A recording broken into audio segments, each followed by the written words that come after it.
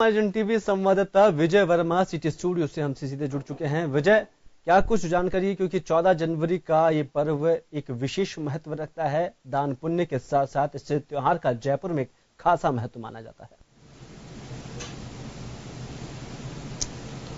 देखिए कुलदीप, हमारे साथ स्टूडियो में यहाँ अंतर्राष्ट्रीय ख्याति प्राप्त ज्योतिषाचार्य पवन शर्मा जी मौजूद हैं। और आगे जो मकर संक्रांति का क्या महत्व है और इस बार 2 दिन मकर संक्रांति का ये पर्व क्यों मनाया जाएगा और जयपुर में इस जो पर्व पे क्या खास है जयपुर में, इस पर भी चर्चा करेंगे।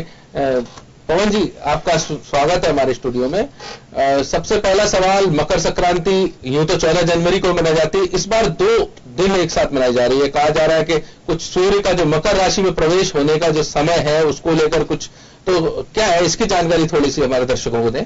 देखिए, सर्वप्रथम तो मैं सभी भारतवासियों को मकर संक्रांति की हार्दिक शुभकामनाएं देना चाहता हूं। और ये बहुत बड़ा सौभाग्य होता है कि आपके चैनलों के माध्यम से एक छोटी से छोटी और बड़ी से बड़ी बात हमारे राष्ट्र तक पहुंच पाती है, प्रत्येक जनमानस तक पहुंच पाती है। इसके लिए आपका भी बहुत बहुत साधुवाद। मकर संक्रांति का जो पर्व है, क्योंकि हमारा जो भारतवर्ष है, भारत देश है, वो त्योहारों का पर्व है। इसमें हमारे ऋषियों ने, क्योंकि ऋषियों की परंपरा, ऋषियों की पद्धति हमारे देश में चलती है, तो मकर संक्रांति हमारे 12 महीने, 12 महीने होते हैं। और 12 महीने में माघ के महीने में जो संक्रांति आती है, जिसको हम मकर संक्रांति क्यों कहते हैं, क्योंकि इसको सूर्य संक्रांति भी कहा जाता है। भगवान सूर्य जब मकर राशि में प्रवेश करते हैं, तो धनु राशि से सूर्य मकर राशि में जब प्रवेश करते हैं, तो मकर का स्वामी है शनि। तो शनि के स्थान पर वो भ्रमण करते हैं, शनि की राशि में प्रवेश करते हैं। मकर राशि शनि की होती है। तो सूर्य भगवान जब मकर राशि में प्रवेश करते हैं, तो शनि कारक ग्रह है, शनि समस्या का ग्रह है, कष्ट पीड़ा आदि देता है। तो हमारे राष्ट्र में, हमारे देश में संतप्ति, कष्ट, पीड़ा, दुखों का शमन करने के लिए, ग्रह के दोष का शमन करने के लिए वो शक्ति सूर्य में होती है। सूर्य प्रकाश का तत्व होता है। तो सूर्य भगवान जब धनु राशि में जब सूर्य रहते हैं, तो अशुभ माने जाते हैं। जैसे ही वो शनि की राशि मकर में प्रवेश करते हैं, तो शनि के जो भी कष्ट होते हैं, शनि की जो पीड़ा होती है, तो सूर्य के अंदर अज्ञान ध्वांत विध्वंस कोटि सूर्य समप्रभा, सूर्य में उन कष्टों को निवारण करने की शक्ति होती है, सूर्य में उन संतापों को नष्ट करने का सामर्थ्य होता है। इसलिए हम संक्रांति मनाते हैं और इसको मकर संक्रांति के नाम से जाना जाता है।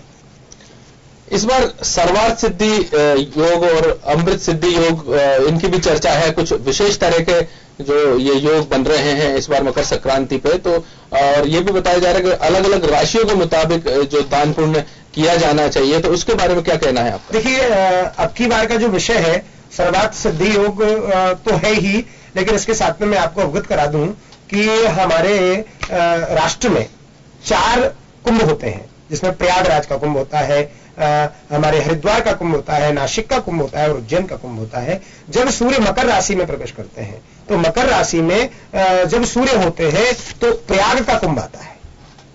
माघ मकर जब रवि गति होई, तीर्थ पति आवे सब कोई। माघ मकर में जब रवि की गति भ्रमण करती है, तो उस समय कुंभ होता है और कुंभ का महापर्व होता है। तो हमारे चारों शंकराचार्य आते हैं, समस्त भारत के जनमानस कुंभ में स्नान करता है। तो संक्रांति के दिन बहुत अच्छा योग है। अब की बार की जो संक्रांति है वो अति पवित्र और पुण्यकारक है। आपने कहा कि 14 और 15 को 2 दिन संक्रांति का ऐसा क्यों विशेषण है, तो वो मैं आपको बताऊं कि सूर्य, अब की बार जो संक्रांति है मकर संक्रांति, तो सूर्य भगवान 11:52 पर 14 तारीख को प्रवेश कर रहे हैं मकर राशि में। और पुण्यकाल जो होता है वो सूर्य उदय में किया जाता है। तो 14 तारीख को सूर्य उदय के पश्चात में भगवान सूर्य प्रवेश करेंगे मकर में, तो 14 को हम पुण्यकाल नहीं मान सकते। इसलिए 15 तारीख को प्रातः 12 बजे तक दान पुण्य का समय रहेगा। इस संक्रांति में तेलादि, तिल का विशेष महत्व है। तिल से स्नान करना, खाद्य पदार्थ में तिल को खाना और तिल का ही दान करना, वस्त्र दान करना, गंगा आदि स्नान करना, कुंभ प्रयागराज में जाकर के स्नान करना और बड़े बड़े दान पुण्य का आदि का विधान मकर संक्रांति पे माना गया है। मतलब खास तौर से देखा जाए तो जो मकर संक्रांति का पर्व है, स्पेशली जो पौराणिक मान्यताओं को माने तो दान पुण्य के लिहाज से सबसे शुभ माना गया है। पंडित पवन शर्मा जी का यह कहना है। और मकर संक्रांति के लिए जयपुर वासियों के लिए क्या कहना है पवन शर्मा जी को, ये जान लेते हैं। पवन जी, जयपुर में पतंगबाजी का काफी महत्व है, पतंग उत्सव मनाया जा रहा है, जगह जगह सिटी पैलेस में भी पतंगबाजी हो रही है और लगातार 3-4 दिन रहेगी, क्या कहना है आपका? देखिए, पतंगबाजी को लेकर तो मैं ये कहूंगा कि जयपुर हमारा गुलाबी नगर है और गुलाबी नगरी क्या हमारा भारतवर्ष ही त्योहारों का से माना जाता है, त्योहारों से इसकी पहचान है। पतंगबाजी एक हर्षोल्लास का विषय है, एक प्रेम का विषय है। मैं कहूं कि पतंग एक प्रेम का प्रतीक है और पतंग की जो डोर है, पतंग की डोर को जब हम ढीला छोड़ते हैं तो पतंगों को हम परमात्मा से भी जोड़ सकते हैं, अपने गुरु से भी जोड़ सकते हैं कि हम भी हमारे माता पिता की पतंग है और वो हमारी डोर है।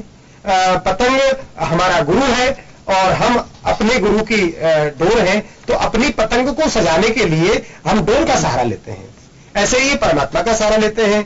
तो सतगुरु मैं तेरी पतंग हवा बिच उड़ती जावांगी, सतगुरु डोर राखा हाटी ना मैं कटती जावांगी। यानी हे सतगुरुदेव भगवान, हमारी पतंग रूपी डोर को अच्छे से पकड़ के रखना, अन्यथा हम कट जाएंगे।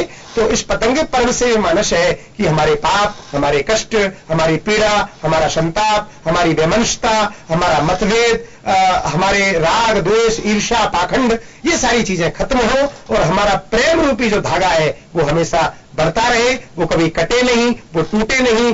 बेमनस्यता रूपी हमारी जो कड़वाहट है, हमारी जो आपस में जो मकर राशि में, क्योंकि मकर संक्रांति पर ही हम पतंगबाजी करते हैं, जयपुर में पतंग उड़ाते हैं, तो हमारे जो क्रूर ग्रहों का दोष है वो पतंग में कट करके दूर चला जाए और हमारा प्रेम रूपी धागा हमेशा चलता रहे। पतंगबाजी का उल्लास है, उसको कहीं ना कहीं ये जो चाइनीज मांझे के उपयोग और ये इस तरह का कहीं ना कहीं नुकसान पहुंचा रहा है। और जो आप प्रेम की बात कर रहे हैं कि प्रेम की डोर है और प्रेम से का प्रतीक है पतंग, तो कहीं ना कहीं क्या मैसेज देना चाहेंगे आप? जो चाइनीज मांझे का उपयोग हो रहा है, कहीं ना कहीं अनहोनी घटनाएं होती है इस शुभ त्योहार पर। देखिए, इसमें तो मैं ये कहना चाहूंगा कि कहीं ना कहीं इस प्रकार का जो ये मांझा आया है और जो चाइनीज मांझा के नाम से हम इसको जानते हैं, क्योंकि बहुत ज्यादा सावधानी का विषय है ये, बहुत ज्यादा चिंता का विषय है ये। पतंगबाजी हमारा धर्म हो, लेकिन ऐसा भी धर्म ना हो जिसमें अधर्म पले। हमारा ऐसा भी प्रेम प्यार सौहार्द न हो, हमारा ऐसा भी हर्षोल्लास ना हो जिससे हमारे जनमानस को, हमारे बच्चों को या वाहन चालकों को या किसी पशु पक्षियों को उससे नुकसान हो। इसमें विशेष सावधानी रखी जाए, इसमें प्रशासन को भी सतर्क रहना चाहिए। और बहुत ज्यादा हेवी मांझा बेचने वाले, जो बहुत ज्यादा पैना मांझा होता है जिससे गर्दन तक लोगों की कट जाती है, मैंने ऐसे देखा है, तो उस पर प्रतिबंध लगाना चाहिए। एक प्रेम रूपी सौहार्द को मनाने के लिए एक उत्सव के रूप में उसे मनाए, जिससे, क्योंकि बहुत मेजा पाना राग द्वेष का कारक है। हमने इसकी पतंग को काटा है ना, एक डोर भी होती है, उस डोर से भी नुकसान भी नहीं होता है, किसी का गला भी नहीं कटता है और हमारा उत्सव भी मनाया जा सकता है। तो ये तो मैं निवेदन करूंगा कि हमें इस पर एक अच्छा स्टैंड लेना चाहिए और इस पर यह विचार करना चाहिए कि बहुत बड़ा नुकसान हमें ना हो, इसकी सावधानी की आवश्यकता है। तो कुलदीप, कहीं न कहीं पंडित पवन शर्मा जी का कहना है कि पतंग जो प्रेम का प्रतीक है और परिवार से जुड़ा, जैसे बच्चा जुड़ा रहता है वैसे ही पतंग एक प्रतीक के रूप में उड़ाई जाती है। तो प्रेम के इस प्रतीक को उड़ाएं, लेकिन चाइनीज मांझे का उपयोग न करें, दान पुण्य करें और मकर संक्रांति का जो पर्व इस बार 2 दिन मनाया जा रहा है वो पूरे हर्षोल्लास के साथ मनाया जाए। जी विजय।